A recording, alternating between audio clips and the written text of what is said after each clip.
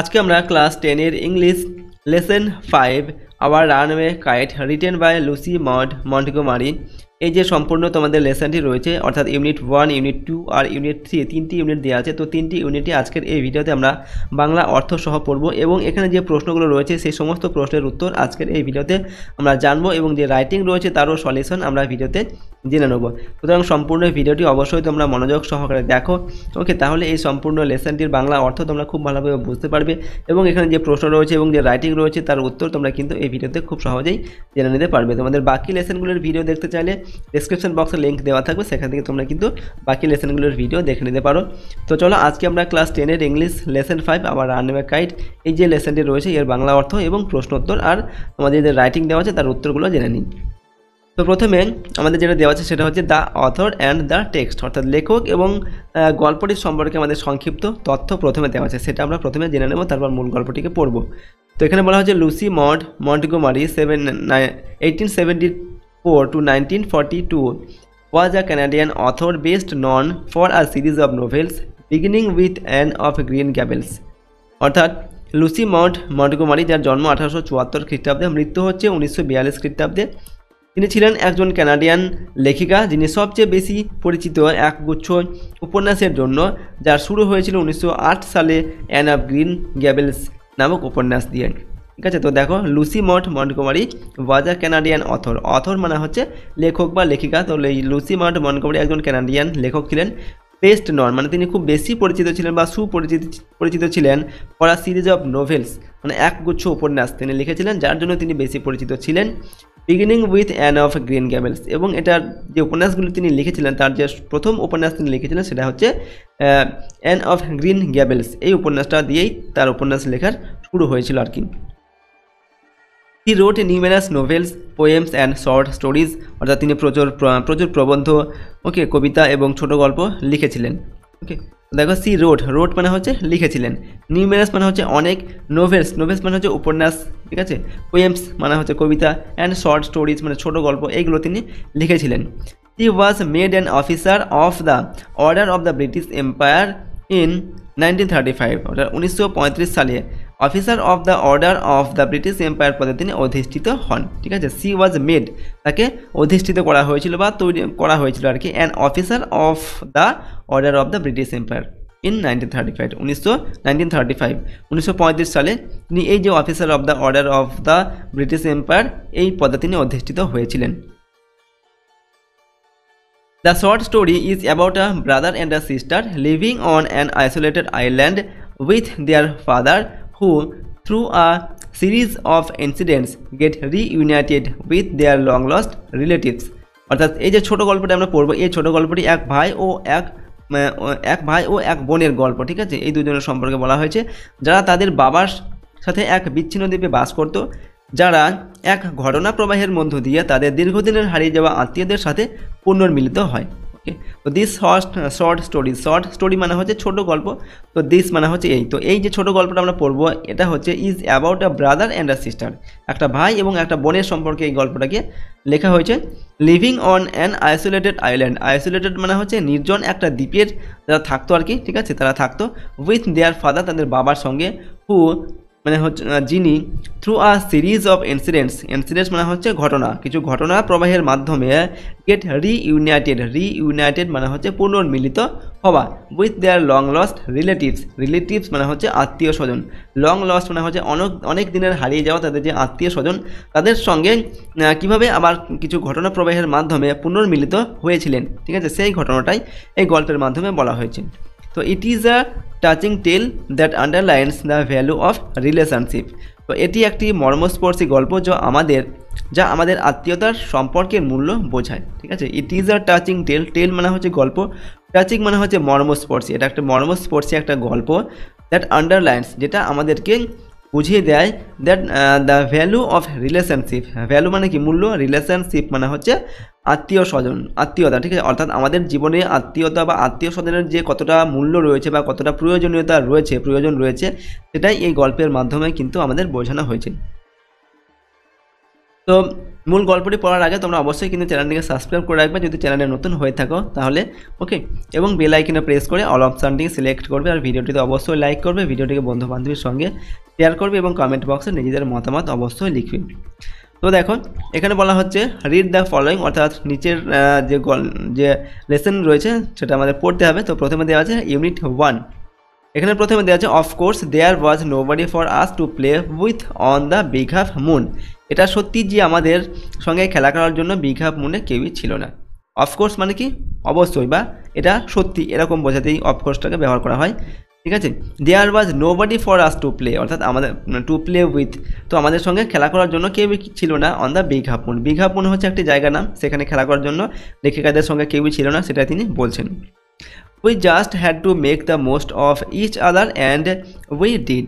তো আমাদের একে অপরের সঙ্গে যতটা উপভোগ করা সম্ভব হতো ততটুকুই করতে বাধ্য হতাম, যেহেতু সেখানে আর কেউ ছিল না, ঠিক আছে। তার জন্য লেখিকা বলছেন কি আমাদের একে অপরের সঙ্গেই কিন্তু সময় কাটাতে হতো এবং জীবন উপভোগ করতে হতো, এবং আমরা সেটাই করতাম। We live on the big half moon island, অর্থাৎ বিগ হাফ মুন আইল্যান্ডে আমরা থাকি, ঠিক আছে। বিগ হাফ মুন একটা জায়গার নাম, ঠিক আছে, সেখানে লেখিকারা থাকেন। We are father and Claude and I and Aunt Esther and Mimi and Dick, okay. অর্থাৎ আমরা মানে এখানে আমরা বলতে কাদের কাদের কথা বলা হচ্ছে, আমরা মানে বাবা, আমি অর্থাৎ লেখিকা, তার বাবা, এস্তার পিসি, মিমি আর ডিক, তো এই কজন তারা থাকতেন। It use to be only father and Claude and I, অর্থাৎ আগে ছিলাম শুধু বাবা, ক্লড আর আমি। অর্থাৎ লেখিকা কী বলছেন, আগে এই যে বিগ হাফ মুনে তারা শুধু কে ছিলেন, লেখিকা ছিলেন, তার বাবা ছিলেন, আর হচ্ছে ক্লড, এই তিনজন ছিলেন আগে। এখন হচ্ছে এই কজন আছেন, ঠিক আছে। লেখিকা, লেখিকার বাবা, ক্লড, এস্তার পিসি, মিমি অ্যান্ড ডিক, এরা থাকেন। নেক্সট দেখো কি বলা হচ্ছে, it is all on account of the kite that there are more of us, অর্থাৎ আমরা যে এখানে বেশিজন রয়েছি তা ওই ঘুড়িটির কারণে। তো এখানে বলা হচ্ছে দেখো ইট is all of account of the kite, এটা হচ্ছে একটা ঘুড়ির কারণেই এটা হয়েছে কি that there are more of আস, আমরা এখানে যে এখন বেশিজন রয়েছি তার কারণটা হচ্ছে একটা ঘুড়ি, এই ঘুড়িটার কারণেই আমরা এখানে এখন এতজন রয়েছি। তার কারণ কি আগে কে কে ছিলেন, লেখিকা, তার ভাই এবং লেখিকার বাবা ছিলেন, ঠিক আছে, এই তিনজন ছিলেন। কিন্তু এখন আরও তাদের পরিবারের সদস্য বেড়েছে, তার কারণ হচ্ছে একটা ঘুড়ির জন্য, ঠিক আছে। এরপর দেখো this is what I want to tell you about, সেই কথাই আমি তোমাদের বলতে চাই। তো কিভাবে এই ঘুড়িটার কারণে এখন লেখিকাদের পরিবারে যাদের যে পরিবারের যে মেম্বার সংখ্যা বেড়েছে কিভাবে, সেটাই লেখিকা এখন আমাদের এই গল্পে বলবেন, ওকে। তো চলো আমরা এটা পড়বো এবার। এখানে বলা হচ্ছে father is the keeper of the big half Moon light house, তো বাবা এই বিগ হাফ মুনের বাতিঘরের রক্ষী ছিলেন। তো ফাদার ইজ দ্য কিপার মানে হচ্ছে রক্ষক, ঠিক আছে, বা রক্ষী, of the big half Moon light house, light house এটার মানে হচ্ছে কি বাতিঘর, ঠিক আছে। লাইট হাউস মানে এই বিগ হাফ মুন যে একটা জায়গার নাম, এবং সেখানকার যে বাতিঘর, সেই বাতিঘরের রক্ষী ছিলেন, ঠিক আছে, কে, লেখিকার বাবা। I am 11 years old, Claude is 12, তো বলা হচ্ছে আমার বয়স 11 বছর আর ক্লডের বয়স হচ্ছে কত, 12 বছর। In winter when the harbor is frozen over we all move over to the mainland, তো শীতকালে যখন বন্দরটি বরফে ঢেকে যায় আমরা সকলে মূল ভূখণ্ডে চলে যাই, ঠিক আছে। ইন উইন্টার মানে হচ্ছে শীতকালে, when the harbor মানে হচ্ছে বন্দর, is frozen over, মানে হচ্ছে যখন বরফে ঢেকে যায় বন্দরটা, যখন ঠান্ডা পড়ে, we all move over, আমরা তখন এখান থেকে মুভ করে চলে যাই কোথায়, টু দ্য মেইনল্যান্ড মানে মূল ভূখণ্ডের দিকে চলে যায় আর কি, ঠিক আছে। as soon as spring comes back we sail to our own dear island, তো বসন্ত আসা মাত্রই আমরা আবার চলে আসি আমাদের নিজেদের প্রিয় দ্বীপে, ঠিক আছে। as soon as spring comes, spring মানে হচ্ছে কি বসন্তকাল, যেই বসন্তকাল আবার চলে আসে, ঠিক আছে, শীতের পরে, তখন কি হয়, back we sail to our own dear island, তখন আমাদের যে ডিয়ার মানে কি প্রিয় আমাদের যে আইল্যান্ড বা যে প্রিয় দ্বীপ, সেই দ্বীপে আবার আমরা বসন্তকাল যখন শুরু হয় তখন চলে আসি, ঠিক আছে। আর শীতকালে মেনল্যান্ডের দিকে চলে যান আর কি। The funny part used to be that people always pitied us when the time came for us to return, অর্থাৎ মজার ব্যাপার হতো যখন আমাদের ফেরার সময় লোকেরা সব সময় সমবেদনা জানাতো, ঠিক আছে। The funny part the funny part, funny মানে কি মজার, মজার ব্যাপারটা বা মজার পার্টটা কি, use to be that people always pitied us. Pitied মানে হচ্ছে কি লোকেরা সমবেদনা জানাতো আর কি, ঠিক আছে, সমবেদনা জানাতো কীভাবে না, when the time came for us to return, অর্থাৎ লেখিকারা যখন সেই মেলল্যান্ড থেকে আবার তাদের সেই দ্বীপে চলে আসতেন, ঠিক আছে, সেই সময় মেলল্যান্ডে যে লোকেরা থাকতো তারা এই লেখিকাদের জন্য খুব সমবেদনা জানাতো। কারণ কি না, they said we must be so lonesome over there with no other children near us, অর্থাৎ তারা বলতো এখানে আমরা কত একা, আমাদের কাছাকাছি আর কোনো বাচ্চা নেই, ঠিক আছে। দে সেড মানে তারা বলতো, যে মেনল্যান্ডের লোকেরা কি বলতো, we must be so lonesome, lonesome মানে হচ্ছে একাকী হয়ে পড়া, ঠিক আছে, অর্থাৎ ওভার দেয়ার বলতে এখানে তারা যে দ্বীপে থাকে আর কি, বিগ হাফ মুন দ্বীপে, সেখানে যখন যাবে তখন তারা কিন্তু খুব একাকী হয়ে পড়বে, with no other children near us, অর্থাৎ লেখিকাদের সাথে কিন্তু আর কোনো বাচ্চা তাদের সঙ্গে থাকবে না যখন তারা তাদের আইল্যান্ডে চলে যাবে। Of course, Claude and I would have liked to have someone to play with us. অবশ্যই আমি আর ক্লড কাউকে খেলার সঙ্গী হিসাবে পেতে চাইতাম, ঠিক আছে। অফকোর্স মানে কি অবশ্যই, ক্লড অ্যান্ড আই, ক্লড এবং আমি বলতে এখানে লেখিকা নিজে বলছেন would have liked to have someone to play with us, অর্থাৎ আমাদের সঙ্গে খেলা করার জন্য আমরা অবশ্যই কিন্তু কাউকে পেতে চাইতাম। It is hard to run pirate caves and things like that with only two. তো এখানে দেখো শুধু দুজনে মিলে পাইরেট কেভস বা ওই ধরনের খেলা করা খুবই কঠিন। তো ইট ইজ হার্ড মানে কঠিন, এটা খুবই কঠিন টু রান পাইরেট কেভস মানে পাইরেট কেভস এটা হচ্ছে এক ধরনের একটা খেলা, যে খেলাটা করা খুবই কঠিন, ওকে। অ্যান্ড থিংস লাইক দ্যাট, এবং এই ধরনের যে আরও খেলা রয়েছে সেই সমস্ত খেলাগুলো করা খুবই কঠিন, উইথ অনলি টু, শুধুমাত্র দুজন মিলে এই খেলাগুলো করা কঠিন রয়েছে। দুজন বলতে লেখিকা রয়েছেন এবং তার ভাই রয়েছে, এই দুজন মিলে কিন্তু এই সমস্ত পাইরেট কেভস এবং এই ধরনের আরও খেলা রয়েছে সেই খেলাগুলো করা খুবই কঠিন, ঠিক আছে। তার জন্য লেখিকারা চাইতেন কি যে তাদের সঙ্গে আরও বাচ্চারা থাকলে কিন্তু ভালো হতো, কিন্তু তাদের যে দ্বীপে যেখানে তারা থাকতো তাদের সেখানে কিন্তু আর কেউ থাকতো না। But we use to quarrel a good deal with the mainland children in winter, কিন্তু আমরা শীতকালে মূল ভূখণ্ডের বাচ্চাদের সঙ্গে খুব ঝগড়া করতাম, ওকে। বাট এখানে দেখো কি বলা হচ্ছে, কিন্তু উই ইউজ টু কোয়ারেল মানে হচ্ছে ঝগড়া করা, a good deal with the mainland children in winter মানে শীতকালে যখন তারা মেনল্যান্ডে চলে যেত লেখিকারা, তখন সেখানকার যে বাচ্চারা থাকতো তাদের সঙ্গে কিন্তু এই লেখিকা এবং তার ভাই তারা কিন্তু ঝগড়াও করতো। So it was perhaps just as well that there were none of them on the big half moon. তাই বোধহয় ভালো ছিল যে তারা কেউই বিগ হাফ মুনে থাকতো না। তো লেখিকা এখানে কি বলছেন, সুতরাং it was perhaps just as well that there were none of them on the big half Moon, অর্থাৎ লেখিকা বলছেন কি হয়তো এটা ভালোই হয়েছে যে বিগ হাফ মুনে এই সমস্ত বাচ্চারা যারা থাকতো না, সেটা কিন্তু ভালোই হয়েছে, ঝগড়াঝাটি আর হতো না, ঠিক আছে, এদিক থেকে একটা সুবিধা ছিল। ক্লড অ্যান্ড আই নেভার কোয়ারেলড, তো ক্লড আর আমি কখনোই ঝগড়া করতাম না, এটা লেখিকা বলছেন। কোয়ারেলড মানে হচ্ছে কি ঝগড়া করা, নেভার মানে কখনোই না। তো লেখিকা এবং তার যে ভাই ক্লড, ঠিক আছে, তারা কিন্তু কখনোই ঝগড়া করতো না। To be sure father didn't seem to have any relations except us, অর্থাৎ এটা সত্যি যে বাবার আমরা ছাড়া আর কোনো আত্মীয় স্বজন ছিল না। টু বি শিওর মানে হচ্ছে মানে নিশ্চিতভাবে, father didn't seem to have any relations মানে হচ্ছে কি আত্মীয় স্বজন, এক্সেপ্ট আস মানে হচ্ছে আমরা ছাড়া বাবার আর কোনো আত্মীয় স্বজন ছিল বলে কিন্তু আমাদের মনে হয় না, এটা লেখক বলছেন, লেখিকা বলছেন আর কি। This use to puzzle Claude and me, এটা আমাকে আর ক্লডকে বিস্মিত করতো। দিস ইউজ টু পাজল মানে হচ্ছে কি অবাক করে দেওয়া বা বিস্মিত করা, অর্থাৎ লেখিকাদের যে আর কোনো আত্মীয় স্বজন ছিল না এই যে ব্যাপারটা, এটা লেখিকা বলছেন আমাকে এবং ক্লডকে কিন্তু খুব বিস্মিত করতো এই জিনিসটা। Everybody on the mainland had relations, why hadn't we, অর্থাৎ মূল ভূখণ্ডে সকলেরই আত্মীয় স্বজন আছে, আমাদের কেন নয়, ওকে। এভরিবডি মানে হচ্ছে প্রত্যেকের, অন দ্য মেনল্যান্ড অর্থাৎ মেনল্যান্ডের বা মূল ভূখণ্ডের প্রত্যেকেরই হ্যাড রিলেশনস মানে প্রত্যেকেরই আত্মীয় স্বজন রয়েছে, হোয়াই হ্যাডেন্ট উই, কিন্তু আমাদের নেই কেন। Was it because we lived on island, অর্থাৎ এটা কি আমরা দ্বীপে থাকি বলে, লেখিকা বলছেন আমরা যে দ্বীপে আছি তার জন্য কি আমাদের কোনো আত্মীয় স্বজন নেই। we thought it would be so jolly to have an uncle and aunt and some cousins. অর্থাৎ আমরা ভাবতাম একজন কাকা আর পিসি আর কিছু ভাই বোন থাকলে কত মজা হতো। ওকে, উই থট মানে হচ্ছে, থট মানে কি ভাবা বা চিন্তা করা, অর্থাৎ আমরা ভাবতাম it would be so jolly, jolly মানে হচ্ছে কি খুবই মজার ব্যাপার হতো একটা, ওকে ভালো হতো আর কি। টু হ্যাভ অ্যান আঙ্কেল, যদি একটা কাকা থাকতো, অ্যান্ড আন্ট এবং একটা আন্ট বা পিসি থাকতো, অ্যান্ড সাম কাজিনস এবং কিছু ভাই বোন থাকতো, তাহলে কিন্তু খুবই ভালো হতো। Once we asked father about it but he looked so sorrowful that wished we hadn't.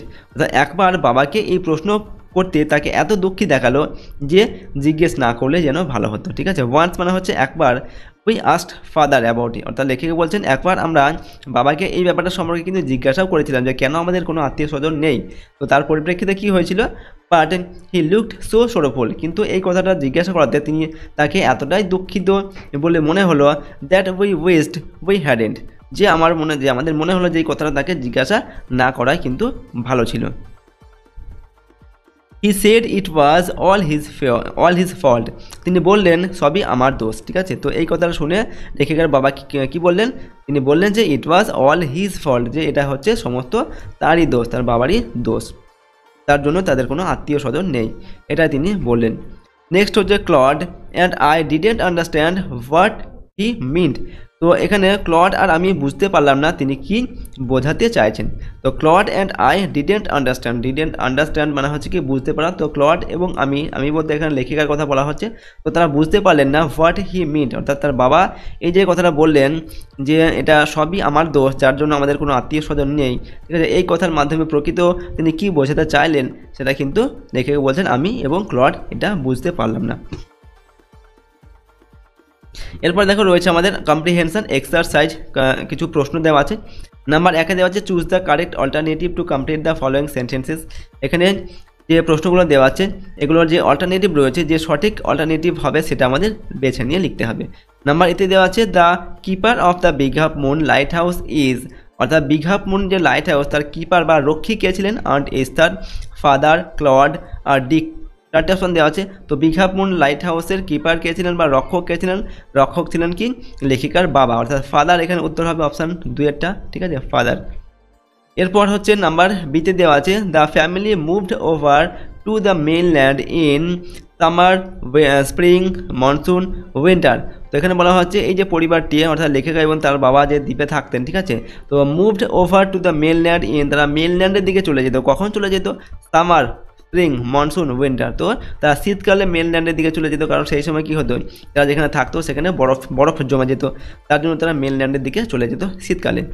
Number C when asked about relations father looked, অর্থাৎ যখন আত্মীয় স্বজন সম্পর্কে লেখিকা এবং তার ভাই তার বাবাকে জিজ্ঞাসা করলেন তখন তার বাবাকে কীরকম দেখিয়েছিল। হ্যাপি মানে হচ্ছে সুখী, খুশি, অ্যাংরি, সোরোফুল আর ইরিটেটেড। তো ইরিটেটেড মানে হচ্ছে কি জ্বালাতন করছে এরকম, সোরোফুল মানে হচ্ছে দুঃখী, অ্যাংরি মানে হচ্ছে রেগে যাওয়া, হ্যাপি মানে খুশি। তো তাকে খুব সোরোফুল বা দুঃখী বলে মনে হয়েছিল তার বাবাকে। তো এখানে আমাদের অপশান 2-এরটা হবে, 3-এরটা হবে সঠিক উত্তর, অর্থাৎ সোরোফুল। ঠিক আছে, চলো পরের প্রশ্ন আমরা দেখব। Number 2 fill in the chart with information from the text. এখানে যে চার্টটি দেওয়া আছে এই চার্টটা আমাদের পূরণ করতে হবে, যে গল্পটা আমরা পড়লাম ইউনিট 1 সেখান থেকে তথ্য নিয়ে। তো নাম্বার 1-এ দেওয়া আছে name of the island, age of Claude, the game played by Claude and the narrator. তো দেখো আমরা উত্তরগুলো করছি এখানে। নেম অফ দ্য আইল্যান্ড মানে হচ্ছে আইল্যান্ডের নাম, কোন আইল্যান্ডের কথা এখানে বলা হচ্ছে, তো আইল্যান্ডটা হচ্ছে বিগ হাফ মুন আইল্যান্ড, ঠিক আছে। তারপর এজ অফ ক্লড মানে ক্লডের বয়স কত, ক্লডের বয়স হচ্ছে 12 ইয়ার্স, ঠিক আছে, আর লেখিকার বয়স কত 11 years. The game played by Claude and the narrator, অর্থাৎ লেখিকা এবং ক্লড যে খেলাটা তারা খেলতো সেটার নাম কি, সেটার নাম হচ্ছে পাইরেট কেভস, ঠিক আছে। 3 নম্বর state whether the following sentences are true or false, অর্থাৎ ঠিক স্টেটমেন্ট হলে ট্রু লিখতে হবে, ভুল হলে এফ লিখতে হবে। Provide sentences phrases words in support of your answer, অর্থাৎ উত্তরের সপক্ষে সেন্টেন্স, ফ্রেজ অথবা ওয়ার্ড কিন্তু লিখতে হবে।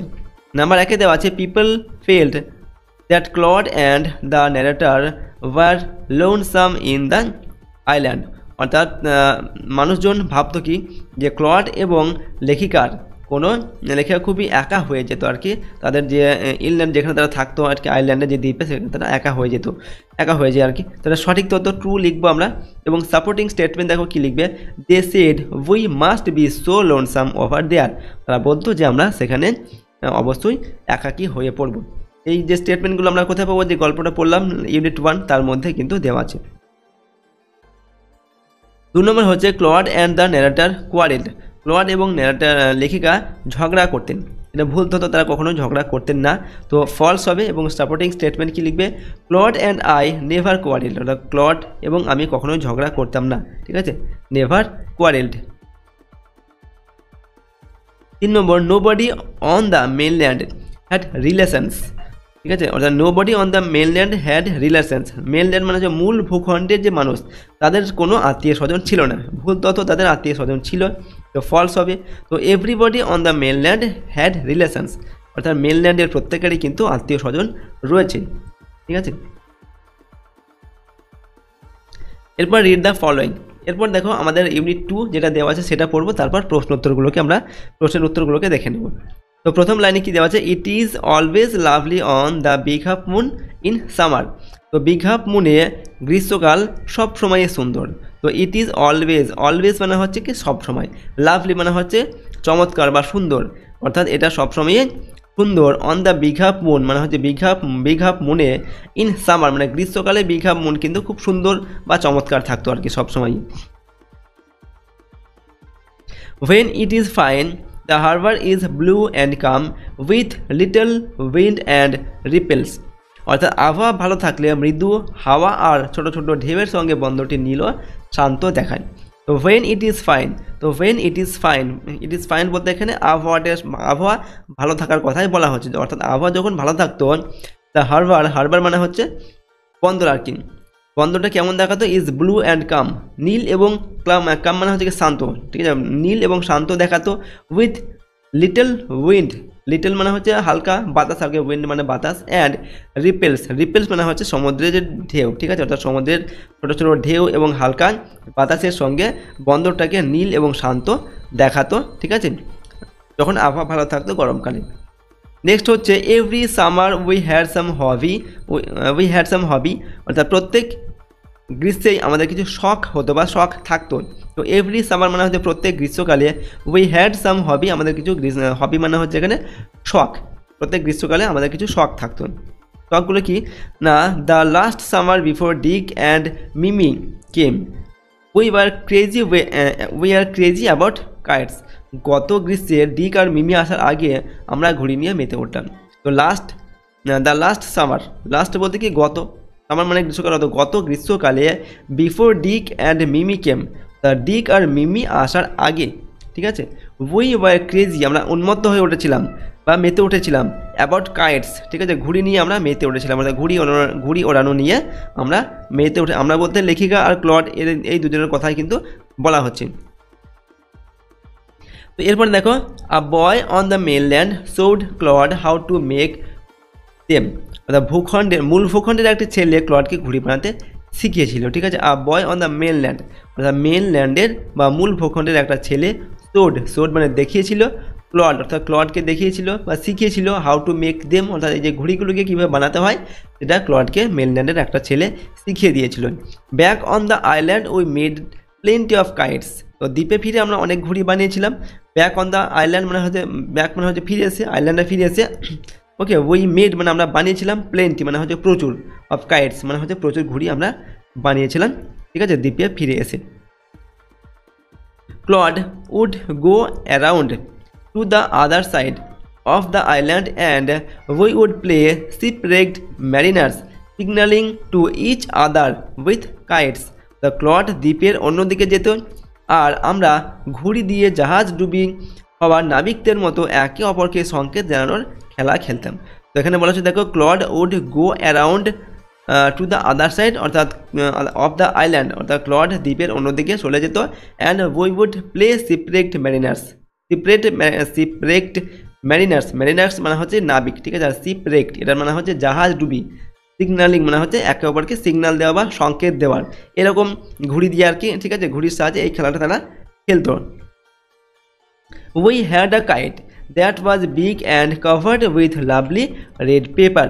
আমাদের একটা ঘুড়ি ছিল যেটা খুবই বড় আর সুন্দর লাল কাগজে মোড়া, ঠিক আছে। উই হ্যাড মানে কি ছিল, উই হ্যাড মানে আমাদের ছিল, কাইট একটা ঘুড়ি ছিল, দ্যাট ওয়াজ বিগ যেটা ছিল বড়, বিগ মানে বড়, অ্যান্ড কভার্ড এবং এটা কভার করা ছিল কি দিয়ে, উইথ লাভলি মানে চমৎকার বা সুন্দর, রেড পেপার মানে লাল পেপার বা লাল কাগজ দিয়ে এটাকে কভার করা ছিল বা ঢাকা ছিল এই বড় ঘুড়িটা।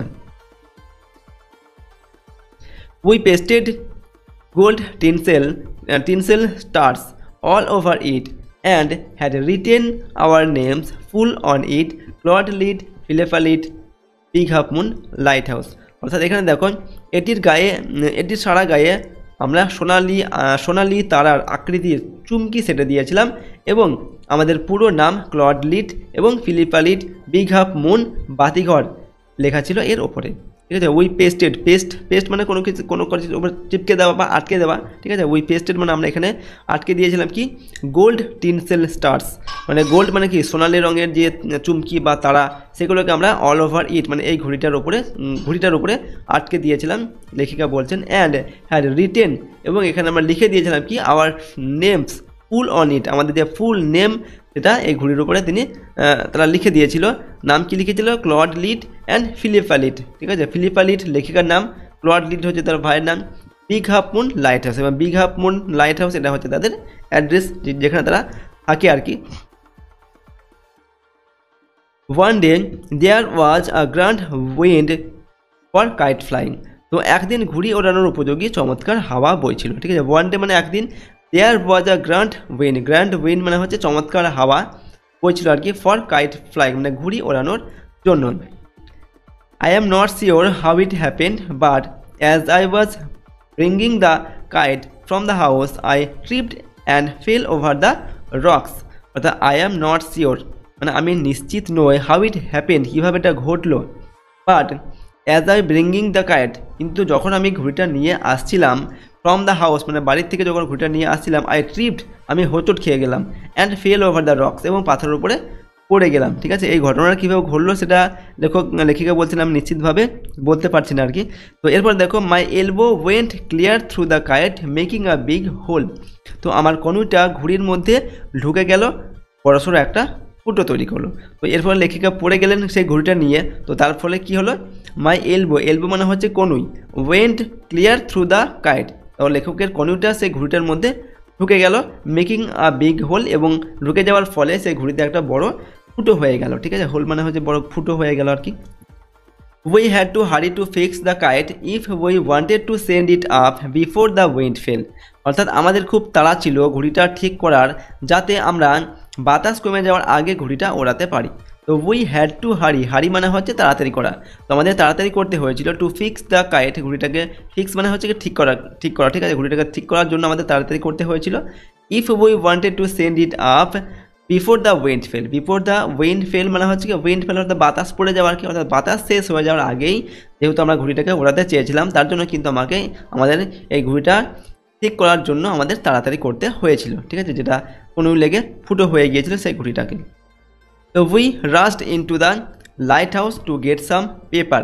তো আমরা দৌড়ে বাতিঘরে গেলাম, বাতিঘরের ভিতরে গেলাম কাগজ আনতে। তো উই রাস্ট মানে হচ্ছে কি ছুটে যাওয়া বা দৌড়ে যাওয়া, ইনটু দ্য লাইট হাউস মানে লাইট হাউসের বাতিঘরের ভেতরে গেলাম, ঠিক আছে। Two get some water, to get মানে হচ্ছে পাওয়ার জন্য, গেট মানে পাওয়া, সাম পেপার কিছু কাগজ পাওয়ার জন্য আমরা কী করলাম, লেখিকারা কী করলেন, বাতিঘরের ভেতরে ছুটে গেলেন।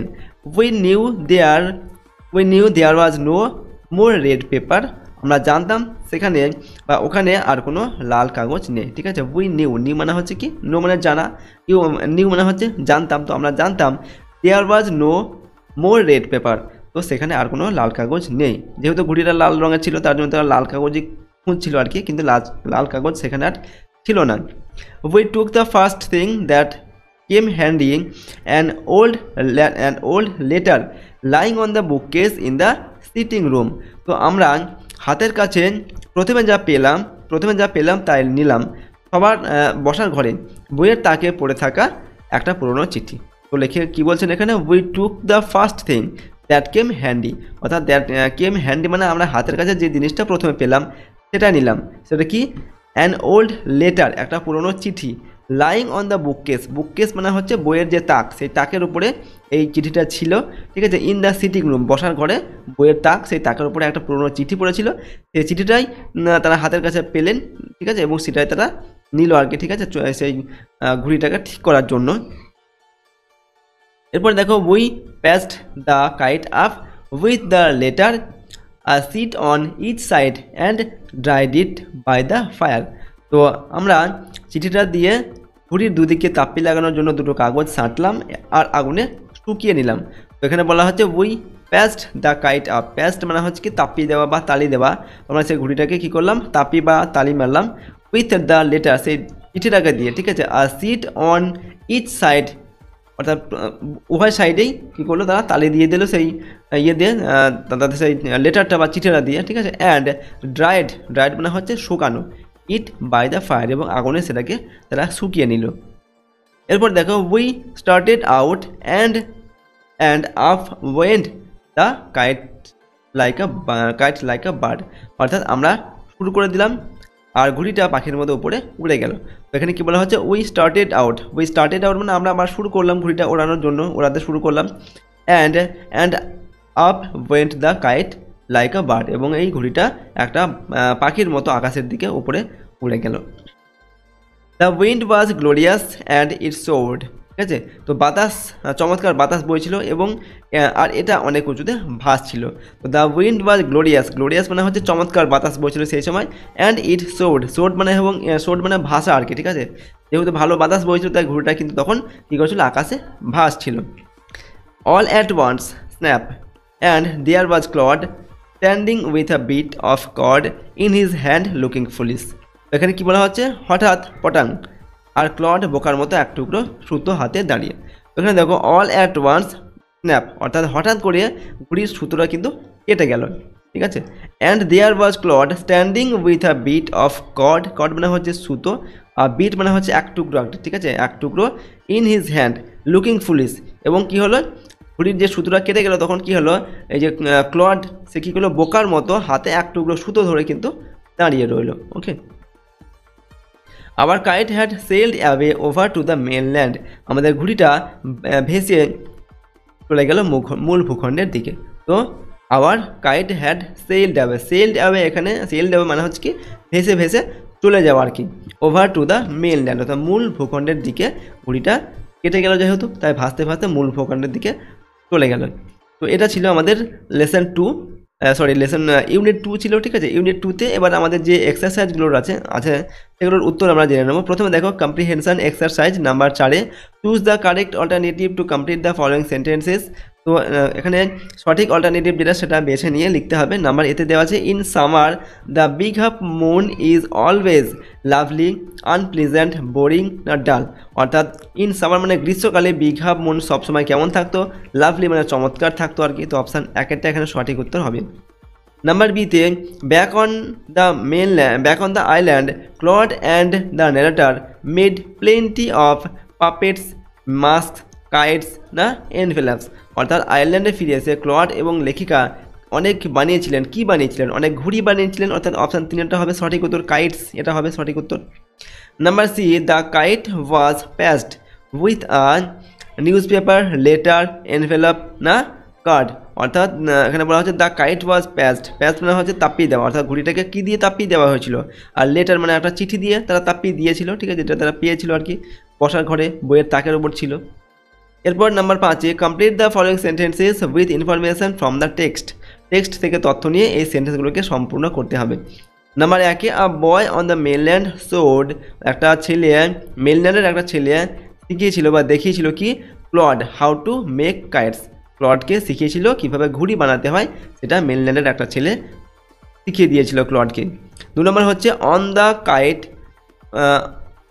Kite clod and the narrator pasted, অর্থাৎ ঘুড়িতে লেখিকা এবং ক্লড কি পেস্ট মানে কি তারা বসিয়েছিল, ঠিক আছে, বা চিপকে দিয়েছিল বা আটকে দিয়েছিল আর কি। গোল্ড টিনসেল স্টার্স মানে হচ্ছে সোনালি চুমকি বসিয়েছিল, ঠিক আছে, সোনালি তারার মতো যে চুমকি সেগুলো তারা বসিয়ে দিয়েছিল। 3 নম্বর হচ্ছে, Claude was standing with a bit of cord in his hand looking foolish. অর্থাৎ ক্লড কি হয়েছিল, এক টুকরো হাতে এক টুকরো সুতো ধরে বোকার মতো দাঁড়িয়েছিল যখন ঘুড়িটা কেটে গিয়েছিল সেই সময়। পরের প্রশ্ন হচ্ছে number 6, fill in the chart with information from the text. এখানে একটি চার্ট দেওয়া আছে, টেক্সট বা যে লেসন ইউনিট 2টা আমরা পড়লাম সেখান থেকে তথ্য নিয়ে আমাদের এটাকে পূরণ করতে হবে। এটা দেওয়া আছে স্টেটমেন্ট, আর এখানে যে রিজন মানে হচ্ছে কারণটা কি সেটা লিখতে হবে। তো দেখো এখানে আমরা পূরণ করছি, এখানে প্রথমে দেওয়া আছে নাম্বার এতে, the narrator's elbow went through the kite. লেখিকার যে কনুই সেটা ঘুড়ির মধ্যে ঢুকে গেল, এর ফলে এর কারণটা কি, কারণটা লিখতে হবে। কারণটা হচ্ছে the narrator had tripped and fallen over the rocks, অর্থাৎ লেখিকা পড়ে গিয়েছিলেন, হোঁচট খেয়েছিলেন এবং পাথরের ওপর পড়ে গিয়েছিলেন, যার ফলে তার কনুইটা ঘুড়ির মধ্যে ঢুকে গিয়েছিল এবং ঘুড়িতে একটা ফুটো হয়ে গিয়েছিল। নাম্বার বিতে দেওয়া আছে Claude and the narrator hurried to fix the kite. Claude এবং লেখিকাকে এই ঘুড়িটাকে ঠিক করার জন্য তাদেরকে তাড়াতাড়ি করতে হয়েছিল। তার কারণটা কি, কারণটা হচ্ছে they wanted to send it up before the wind fell, অর্থাৎ বাতাস পড়ে যাওয়ার আগে তারা ঘুড়িটাকে ওড়াতে চেয়েছিল, ঠিক আছে, তার জন্য তাদেরকে ঘুড়িটা ঠিক করার জন্য তাড়াতাড়ি করতে হয়েছিল। নাম্বার সি হচ্ছে দ্য কাইট সোর্ড, অর্থাৎ ঘুড়িটা বাতাসে ভাসতে লাগলো, ঠিক আছে। এটার কারণ কি, দ্য উইন্ড ওয়াজ গ্লোরিয়াস, অর্থাৎ বাতাস খুব ভালোভাবে বইছিল, যার ফলে ঘুড়িটা কিন্তু আকাশে ভাসছিল আর কি। এরপর হচ্ছে রিড দ্য ফলোয়িং। তো নেক্সট আমাদের ইউনিট 3 রয়েছে, ইউনিট 3টা আমরা পড়বো, তারপর এখানে যে প্রশ্ন রয়েছে সেগুলোর উত্তর আমরা দেখব। দেখো এখানে বলা হচ্ছে a month letter a letter came for father. তো 1 মাস বাদে বাবার কাছে একটা চিঠি এলো।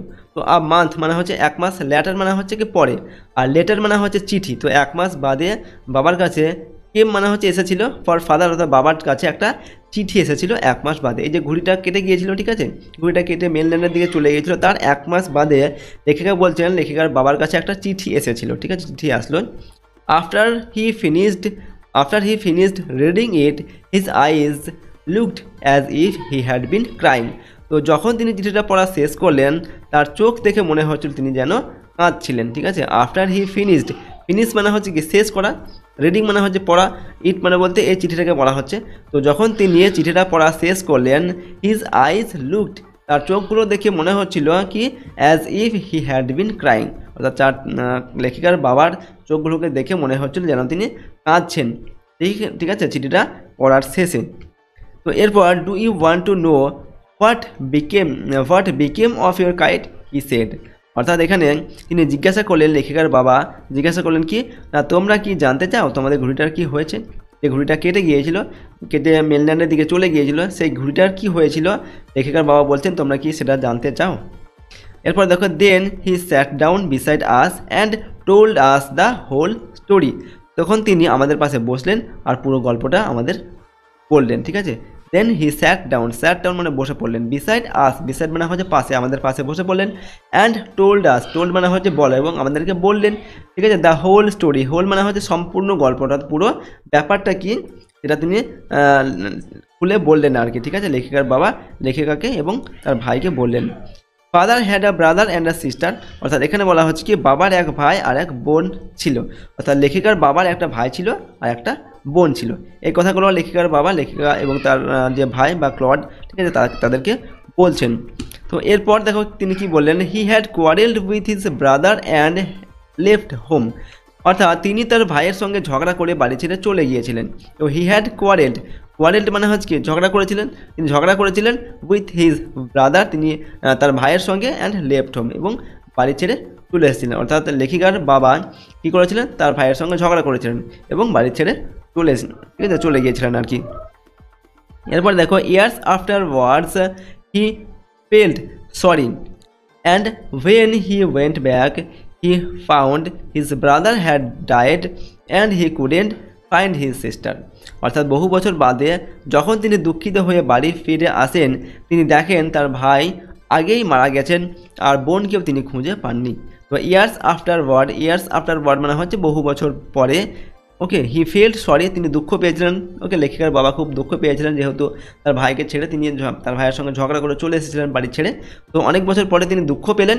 And when he went back, এবং যখন তিনি আবার ফিরে গেলেন বাড়িতে, হি ফাউন্ড, তিনি দেখলেন কি হিজ ব্রাদার হ্যাড ডাইড। ওকে, তার ভাই মারা গেছেন। And he could not find his sister, এবং তিনি তার বোনকে আর খুঁজে পাননি।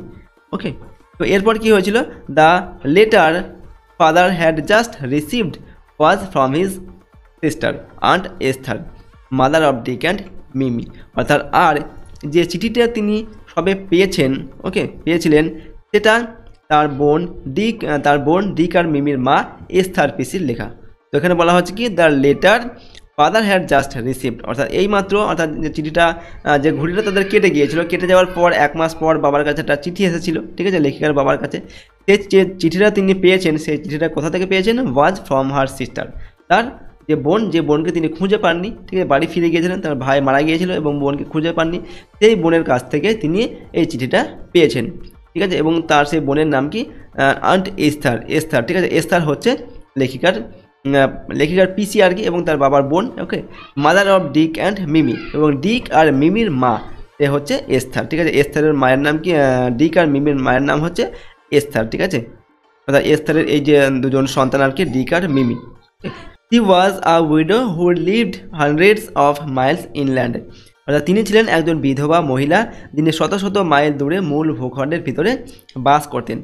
C was a widow, she বলতে এখানে কাকে বোঝানো হচ্ছে, এস্থার পিসি, লেখিকার পিসি এস্থার, তার সম্পর্কে বলা হচ্ছে তিনি ছিলেন একজন উইডো অর্থাৎ বিধবা ছিলেন, হু লিভড, এবং যিনি থাকতেন কোথায়, হান্ড্রেডস অফ মাইলস ইনল্যান্ড, অর্থাৎ মূল ভূখণ্ডের ভিতরে, শত শত মাইল দূরে তিনি থাকতেন আর কি। One day, when Dick and Mimi were out in the woods, they discovered the kite on the top of a tree and carried it home. তো একদিন যখন ডিক আর মিমি বনের মধ্যে গিয়েছিল, তারা এই ঘড়িটাকে গাছের উপর দেখতে পায় এবং সেটিকে বাড়িতে নিয়ে আসে। তো ওয়ান ডে মানে হচ্ছে কি একদিন, ওয়েন মানে হচ্ছে যখন, Dick and Mimi were out in the woods, যখন ডিক আর মিমি বনের মধ্যে গিয়েছিল, দে ডিসকভার্ড মানে হচ্ছে তারা দেখতে পেয়েছিল, দ্য কাইট মানে হচ্ছে ঘুড়িটিকে, on the top of a tree মানে হচ্ছে গাছের উপরে, অ্যান্ড ক্যারিড ইট হোম, এবং এটাকে তারা বাড়িতে নিয়ে এসেছিল, ঠিক আছে। যে ঘুড়িটা ক্লডের হাত থেকে কেটে গিয়েছিল এবং উঠতে উঠতে মেনল্যান্ডের দিকে চলে গিয়েছিল, সেই ঘুড়িটাই এই ডিক আর মিমি কিন্তু বনের মধ্যে গিয়ে তারা একটা গাছের ওপর থেকে পেয়েছিল এবং সেটা তারা বাড়িতে নিয়ে গিয়েছিল। When their mother saw the kite passed with the letter, she turned pale. যখন তাদের মা ঘুড়িটির গায়ে তাপ্পি লাগানো চিঠিটি দেখতে পান, তিনি ফ্যাকাশে হয়ে যান। তো দেখো, ওয়েন মানে কি যখন, দেয়ার মাদার, দেয়ার বলতে এখানে এই ডিক আর মিমির মা, যার নাম হচ্ছে এস্থার, ঠিক আছে, এই তিনি যখন এই দেখলেন, স দ্য কাইট, এই ঘুড়িটাকে যখন তিনি দেখলেন, প্যাস্ট উইথ দ্য লেটার, একটা যে চিঠি, সেই চিঠিটা দিয়ে সেই ঘুড়িটাকে তাপ্পি দেওয়া ছিল, ঠিক আছে, সেটা দেখে কি হলো, সি টার্নড পেল, তিনি বিবর্ণ হয়ে গেলেন বা ফ্যাকাশে হয়ে গেলেন, ঠিক আছে, তার মুখটা বিবর্ণ হয়ে গেল। তো it was the very letter she had once written to her brother, এটা ছিল সেই চিঠি যেটা তিনি একসময় তার ভাইকে লিখেছিলেন। অর্থাৎ এই যে চিঠিটা ক্লড আর লেখিকা সেই ঘুড়িতে তাপ্পি লাগিয়েছিল, সেই চিঠিটা কোন চিঠি ছিল, এটা ছিল হচ্ছে, it was a very letter she had once written to her brother, এটা হচ্ছে এই যে লেখিকার এস্থার পিসি রয়েছে, ঠিক আছে, তিনি তার ভাইকে লিখেছিলেন, অর্থাৎ লেখিকার বাবাকে লিখেছিলেন এই চিঠিটা, ঠিক আছে, এস্থার পিসি এক সময়। সেই চিঠিটাই কিন্তু এখন ঘুড়িটার মাধ্যমে তার হাতে কিন্তু আবার পৌঁছে গেছে। Philippa was her mother's name and Claude was her father's, অর্থাৎ ফিলিপ্পা ছিল তার মায়ের নাম আর ক্লড ছিল তার বাবার। তো ফিলিপ্পা, এখানে দেখো, ফিলিপ্পা ওয়াজ হার মাদার্স নেম, ফিলিপ্পা ছিল তার মায়ের নাম, তার বলতে এখানে এস্থার, ঠিক আছে, এস্থার পিসির মায়ের নাম ছিল ফিলিপ্পা, আর ক্লড ছিল এস্থার পিসির বাবার নাম। অর্থাৎ লেখিকার যে গল্পটা যিনি লিখছেন, সেই লেখিকার বাবার মায়ের নাম হচ্ছে এখানে ক্লড, এখানে ফিলিপ্পা, আর বাবার নাম হচ্ছে ক্লড, ঠিক আছে, এটাই বলা হচ্ছে। She knew who we must be, এবং দেখো তিনি বুঝতে পারেন আমরা কে হতে পারি, অর্থাৎ এই যে চিঠিটা লেখিকার পিসি দেখলেন, সেই ঘুড়িটার মাধ্যমে যখন চিঠিটা দেখলেন, তখন চিঠিটা দেখে তিনি বুঝতে পারলেন যে এই চিঠিতে যে নামগুলো লেখা ছিল, Philippa Lit and Claude Lit এবং বিঘাপ মুন, তাদের যে অ্যাড্রেস লেখা ছিল, ঠিক আছে, সেটা দেখে তিনি বুঝতে পেরেছিলেন যে এই ফিলিপ্পা লিট আর ক্লড লিট কে হতে পারে, সেটা তিনি বুঝতে পেরে গিয়েছিলেন। তো এরপর দেখো কি হয়েছে, তো she sat down and wrote to Big Half Moon and father received the letter, তো তাই তিনি বসে বিঘাপ মুনে একটি চিঠি লিখলেন এবং বাবা সেই চিঠিটি পেলেন বা পেয়েছেন। তো দেখো, সেই চিঠিটা তখন এস্থার পিসি দেখতে পেয়েছেন, তখন তিনি কি করেছিলেন, সুতরাং she sat down and wrote to the Big Half Moon okay, তিনি বসলেন, বসে একটা চিঠি লিখলেন আর কি, বিগ হাফ মুনে, and father received the letter, এবং বাবা সেই চিঠিটা পেলেন, অর্থাৎ লেখিকার বাবা সেই চিঠিটা পেলেন, ঠিক আছে, এস্থার পিসের কাছ থেকে। নেক্সট ডে, পরের দিন, father went and brought aunt Esther and Dick and Mimi with us. তো পরের দিন বাবা গিয়ে এস্থার পিসি, ডিক আর মিমিকে সঙ্গে করে নিয়ে আসেন, ঠিক আছে। নেক্সট ডে মানে হচ্ছে কি পরের দিন কী হলো, ফাদার ওয়েন্ট, বাবা গেলেন, অ্যান্ড ব্রট এবং নিয়ে আসলেন, aunt Esther and Dick and Mimi with us, ঠিক আছে। এস্থার পিসিকে, তারপর হচ্ছে ডিক আর মিমি, এদেরকে লেখিকার বাবা গিয়ে নিয়ে আসলেন। ওকে, পরের দিন, they have been here ever since. তো তারপর থেকে তারা এখানেই থাকে, ঠিক আছে। They have been here ever since, অর্থাৎ এখানে তারপর থেকে কিন্তু এই যে লেখিকার পিসি, ঠিক আছে, ডিক, মিমি, এরা কিন্তু এখানে এই যে তাদের যে দ্বীপে তারা থাকতেন আর কি, বিগ হাফ মুন লাইট হাউসে, এখানে তারা থাকতে শুরু করলেন। Aunt Esther is our dear and Dick Mimi and Esther is a dear and Dick and Mimi are too jolly for words। এখানে বলা হচ্ছে এস্থার পিসি খুব ভালো, আর ডিক আর মিমি কতটা হাসি খুশি তা ভাষায় বোঝানো যাবে না, ঠিক আছে। and Esther is dear মানে হচ্ছে প্রিয় বা খুব ভালো আর কি, and Dick and Mimi are too jolly মানে হচ্ছে খুবই হাসি খুশি বা, ঠিক আছে, এরকম, for words, তারা এতটাই হাসি খুশি ছিল যে কথাই বোঝানো যায় না। but the best of it all is that we have relations now। কিন্তু সব থেকে দারুণ ব্যাপার হলো এখন আমাদেরও আত্মীয় স্বজন আছে, ঠিক আছে। তো এখানে লেখিকা বলছেন কি, তারা তো এই যে এস্থার পিসি তো খুব ভালো, মিমি এবং ডিক খুবই হাসি খুশি, ঠিক আছে, যেটা কথায় বোঝা যায় না, কিন্তু কথায় বোঝানো যায় না, কিন্তু এর থেকেও যেটা ভালো ব্যাপার সেটা হচ্ছে লেখিকাদেরও কিন্তু এখন আত্মীয় স্বজন রয়েছে, ঠিক আছে, তাদেরও আত্মীয় স্বজন রয়েছে। তো এটাই হচ্ছে আমাদের গল্প, অর্থাৎ ইউনিটটি যেটা ছিল সেটা আমরা পড়লাম। এরপর এখানে কম্প্রিহেনশন এক্সারসাইজ কিছু প্রশ্ন দেওয়া আছে। Number 7, choose the correct alternative to complete the following sentences, ঠিক আছে। অর্থাৎ এখানে কিছু অল্টারনেটিভ দেওয়া আছে, যেগুলো যেটা সঠিক হবে সেটা আমাদের খুঁজে বের করে লিখতে হবে। নাম্বার এতে দেওয়া আছে আর letter came for father after a day week, তারপর দেওয়া আছে ফোর্থ নাইট আর মান্থ, অর্থাৎ একটা চিঠি এসেছিল বাবার কাছে, সেটা কবে এসেছিল সেটা আমাদের লিখতে হবে। তো ডে, উইক, ফোর্থ নাইট আর মান্থ, 1 মাস পরে এসেছিল, ঠিক আছে। এখানে হবে মান্থ, অপশান 4টা হবে, একটা চিঠি এসেছিল বাবার কাছে 1 মাস পরে। নাম্বার বিতে দেওয়া আছে father left home after quarrelling with his brother, sister and uncle. এখানে বলা হচ্ছে বাবা কার সঙ্গে ঝগড়া করে বাড়ি থেকে চলে এসেছিলেন। তো লেখিকার বাবা তার ভাইয়ের সঙ্গে ঝগড়া করে বাড়ি থেকে চলে এসেছিলেন, তো এখানে ব্রাদার, অপশান 1 সঠিক উত্তর হবে। নাম্বার সি হচ্ছে Dick and Mimi discovered the kite on the top of a roof, এরপর দেওয়া আছে ট্রি, লাইট হাউস আর লাইট পোস্ট। এখানে বলা হয়েছে দেখো Dick and Mimi discovered the kite on the top of অর্থাৎ ডিক এবং মিমি এই যে ঘুড়িটা তারা কোথায় দেখতে পেয়েছিল, একটা গাছের ওপরে দেখতে পেয়েছিল, তো on the top of a tree হবে, অপশান 2 সঠিক উত্তর হবে। Number 8, fill in the chart with information from the text. এখানে যে চার্টটা দেওয়া আছে এটাকে পূরণ করতে হবে। তো দেখো চার্টটাকে আমরা পূরণ করছি, এখানে কি দেওয়া আছে, person who sent the letter, যে চিঠিটা পাঠিয়েছিল, কে চিঠি পাঠিয়েছিল, আন্ট এস্থার হবে, ঠিক আছে, তিনি চিঠি পাঠিয়েছিলেন।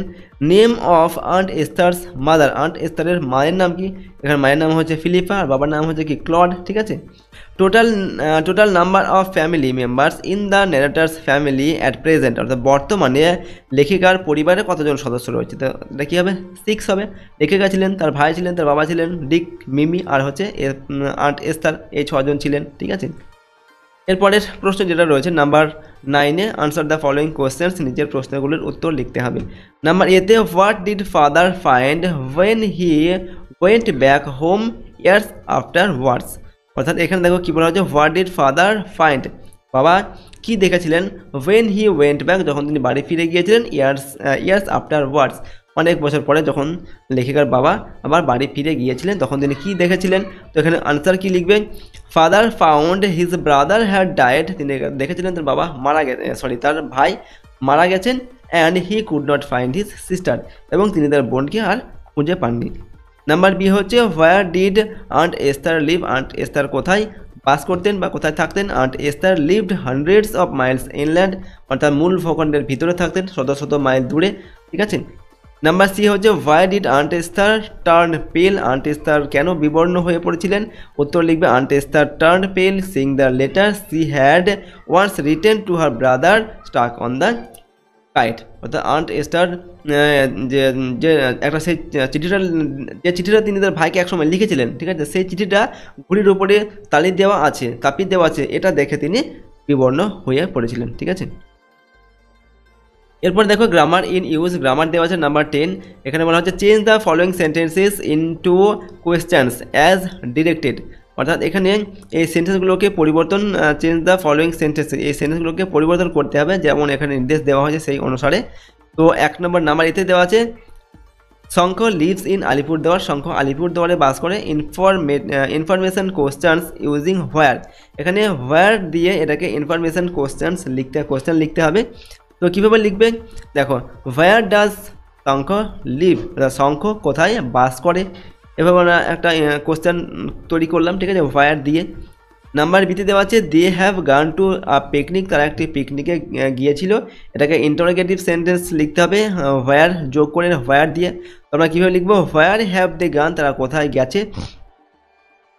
Number C I went to school yesterday, আমি গতকাল স্কুলে গিয়েছিলাম। সিম্পল কোয়েশ্চেন ইউজিং ডিড, এই যে ডিড এটা দিয়ে সিম্পল কোয়েশ্চেন লিখতে হবে, ঠিক আছে। দেখো didn't I go to school yesterday, আমি কি গতকাল স্কুলে যাইনি, এরকম আমরা এটাকে ইন্টারোগেটিভ সিম্পল কোয়েশ্চেন সেন্টেন্স লিখলাম, ঠিক আছে, ডিড দিয়ে। নাম্বার ডিতে হচ্ছে টিয়া স্টাডিজ ইন ক্লাস 10, ইনফরমেশন, এটা ইনফরমেশন কোয়েশ্চেন্স ইউজিং হুইচ দিয়ে করতে হবে, এটা কোয়েশ্চেন তৈরি করতে হবে, ঠিক আছে। তো আমরা এখানে কি লিখবো, হুইচ ক্লাস ডাজ টিয়া স্টাডি ইন, কোন ক্লাসে টিয়া পড়ে, এভাবে লিখতে হবে। এরপর রয়েছে writing activities number 11। Suppose your bicycle has a sudden tyre puncture on the way to school, অর্থাৎ মনে করো স্কুলে যাওয়ার পথে হঠাৎ করে তোমার সাইকেলের টায়ার পাংচার হয়ে গেল। You have taken that cycle to a repair shop, তুমি এই সাইকেলটাকে একটা যেখানে সাইকেল সারায় সেই দোকানে তুমি নিয়ে আসলে। রাইট অ্যান ইমেজিনারি ডায়ালজিউ, ওকে, একটা তোমাকে কাল্পনিক একটা কথোপকথন লিখতে বলা হচ্ছে উইদিন 100 ওয়ার্ডস, 100টা শব্দের মধ্যে, between the shopkeeper and you, ঠিক আছে, সেই দোকানদার এবং যে সাইকেল সারাবে ঠিক আছে তার এবং তোমার এই দুজনের মধ্যে একটি কথোপকথন হয়েছে সাইকেলটা সারাতে যাওয়ার সময়, ঠিক আছে। সাইকেলটা সারাতে গিয়ে তুমি বলবে সাইকেলটা সারিয়ে দিন, ঠিক আছে, কত টাকা লাগবে, এই যে কথাবার্তাগুলো সাইকেল সারানোর দোকানদারের সঙ্গে তোমার পায়ে হবে আর কি, সেই সম্পর্কে একটা এখানে ডায়ালগ লিখতে হবে, ঠিক আছে, বা কথোপকথন লিখতে হবে। তো দেখো আমরা কীভাবে লিখছি, hello will you please listen to me, অর্থাৎ হ্যালো আমার কথাটা প্লিজ শুনবেন। দেখো এরপর এটা আমি বললাম, অর্থাৎ তুমি বলছো এটা। এরপর শপকিপার, দোকানদার কি বলছে, yes how can I help you, হ্যাঁ আমি কীভাবে তোমাকে সাহায্য করতে পারি। মি, এবার আমি বলছি কি, the tyre of the front wheel of my bicycle has been punctured on the way, অর্থাৎ আমার সাইকেলের সামনের চাকাটা পাংচার হয়ে গেছে। Will you please repair it, এটা কি আপনি সারিয়ে দেবেন। দেখো শপকিপার কি বলছে, ইয়েস দ্যাটস মাই ওয়ার্ক, হ্যাঁ অবশ্যই দেবো, এটা আমার কাজ। Let me see the tyre, আমাকে টায়ারটাকে দেখতে দাও। এরপর মি, আমি কি বলছি, thank you, how much will it cost, এবং এটা সারাতে কত টাকা লাগবে, এটা আমি জিজ্ঞেস করলাম। শপকিপার কি বলছে এবার, ইট উইল কস্ট ইউ ₹10, এবং এটাকে সারাতে তোমার 10 টাকা লাগবে। Okay, me, fine I am waiting, হ্যাঁ ঠিক আছে আমি অপেক্ষা করছি। You may start your repair work, তুমি তোমার যে সারানোর কাজ সেটা শুরু করতে পারো।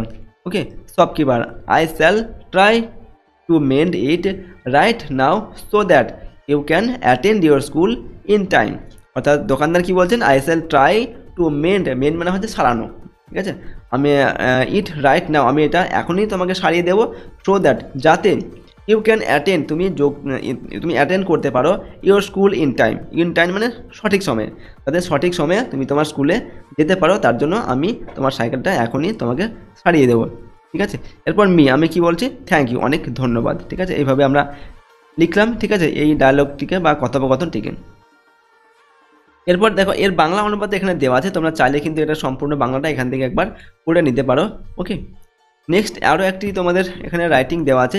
তো 12 নম্বর দেখে, রাইট আ স্টোরি উইদিন 100 ওয়ার্ডস, 100টা শব্দের মধ্যে একটি গল্প লিখতে হবে, ঠিক আছে, ইউজিং দ্য গিভেন হিন্টস, এখানে কিছু হিন্টস দেওয়া আছে সেগুলোর সাহায্যে। Give a title to the story, এবং গল্পটার একটা নাম দিতে হবে। এখানে হিন্টসগুলো কী দেওয়া আছে, ক্রো সিটিং অন আ ট্রি, অর্থাৎ একটা কাক একটা গাছের ডালে বসেছিল, ঠিক আছে, একটা গাছে বসেছিল। Piece of meat in its beak, এর ঠোঁটে একটা মাংসের টুকরো ছিল। Fox passing under the tree, একটা খ্যাঁকশিয়ালি তার পাশ দিয়ে সেই গাছের পাশ দিয়ে যাচ্ছিল। ওয়ান্স দ্য মিট, সেই খ্যাঁকশিয়ালিটা সেই মাংসের টুকরোটা পেতে চেয়েছিল, ঠিক আছে। Ask the crow to sing, সে কাককে গান গাইতে বললো। Crow keeps meat under its feet and sings, তো কাকটা কী করলো, মাংসের টুকরোটা হাতে থেকে নিয়ে মুখ থেকে নিয়ে তার কী করলো, ফিট মানে পায়ে, সেটাকে পা দিয়ে ধরলো, ঠিক আছে, পায়ের যে তার আঙুল থাকে নখ থাকে সেটা ধরলো, মাংসের টুকরোটাকে ধরে রাখলো, অ্যান্ড সিং, এবং তারপর গান গাইলো। পুলড ফক্স লিভস, এটা কী হলো, যে খ্যাঁকশিয়ালি কিন্তু বোকা বেনে গেল, সে কিন্তু মাংসের টুকরোটা নিচে কিন্তু পড়েনি। কাক যদি মুখটা হাঁ করে গান গাইতে যেত তাহলে কিন্তু পড়ে যেত, কিন্তু কাক সেটা করেনি, ঠিক আছে। তারপর কী হলো, ফক্স লিভস, তারপর খ্যাঁকশিয়ালিটা সেখান থেকে চলে গেল। তো এই যে পয়েন্টসগুলো দেওয়া আছে এটার সাহায্যে আমাদের একটা ছোট গল্প লিখতে হবে। তো দেখো আমরা এখানে উত্তরটা লিখছি, the clever crow and the fox, অর্থাৎ গল্পটার আমরা এখানে নাম দিচ্ছি চালাক কাক এবং খ্যাঁকশিয়ালি। One day a crow found a piece of meat, একদিন একটা কাক একটা মাংসের টুকরো পেয়েছিল। It sat on the branch of a tree, এবং এটা একটা গাছের ডালে বসেছিল। The piece of meat was in its beak, অর্থাৎ মাংসের টুকরোটা তার ঠোঁটে ছিল। At the time a fox was passing under the tree, এই সময় একটা খ্যাঁকশিয়ালি সে গাছের পাশ দিয়ে যাচ্ছিল। The fox noticed the piece of meat in in the crow's beak, okay, অর্থাৎ খ্যাঁকশিয়ালিটা দেখলো কি, যে এই কাকের মুখে একটা মাংসের টুকরো রয়েছে। The fox was really greedy, খ্যাঁকশিয়ালিটা খুবই লোভী হয়ে পড়লো, গ্রিডি মানে হচ্ছে লোভী। He wanted to get the piece, অর্থাৎ সে মাংসের টুকরোটা পেতে চাইলো। So the sly fox requested the crow to sing a song, সুতরাং এই ধূর্ত খ্যাঁকশিয়ালি কাককে অনুরোধ করলো একটা গান গাওয়ার জন্য, ঠিক আছে। The clever crow keeping the meat under its feet started to sing, তো এই চালাক কাকটা কী করলো, সে মাংসের টুকরোটা তার পায়ের নিচে রাখলো, ওকে, তারপর কী করলো, স্টার্টেড টু সিং, তারপর সে গান গাইতে শুরু করলো। The crow was able to fool the fox successfully, তো কাক খ্যাঁকশিয়ালিকে সফলভাবে বোকা বানিয়েছিল আর কি, okay. Disheartened the fox departed, অর্থাৎ হতাশ হয়ে ফক্সটা বা খ্যাঁকশিয়ালিটা কী করলো, সেখান থেকে চলে গেলো, যেহেতু সে মাংসের টুকরোটা পেলো না। তো এরকম করে আমরা এই গল্পটিকে লিখলাম, ঠিক আছে। এই গল্পের যে বাংলা অনুবাদ সেটা দেখো আমরা এখানে দিয়ে রেখেছি, তোমরা চাইলে এখান থেকে কিন্তু বাংলাটা সম্পূর্ণ পড়ে নিতে পারো, ওকে। তো আজকের এই ভিডিওতে আমরা তোমাদের ক্লাস 10-এর English lesson 5 our runway kite Lucy মন্টগোমারির লেখা এই সম্পূর্ণ গল্পটি আমরা পড়লাম, লেসন 1, 2 এবং 3, এবং এখানে যে তোমাদের প্রশ্ন ছিল এবং যে রাইটিংগুলো দেওয়া ছিল সব কিছুর উত্তর কিন্তু আজকের এই ভিডিওতে আমরা আলোচনা করলাম, ঠিক আছে। তোমাদের যে বাকি লেসনগুলো রয়েছে সেই লেসনের ভিডিওগুলো যদি দেখতে চাও ডেসক্রিপশন বক্সে লিঙ্ক দেওয়া থাকবে, সেখান থেকে অবশ্যই তোমরা কিন্তু ভিডিওগুলো দেখে নিতে পারো, ওকে।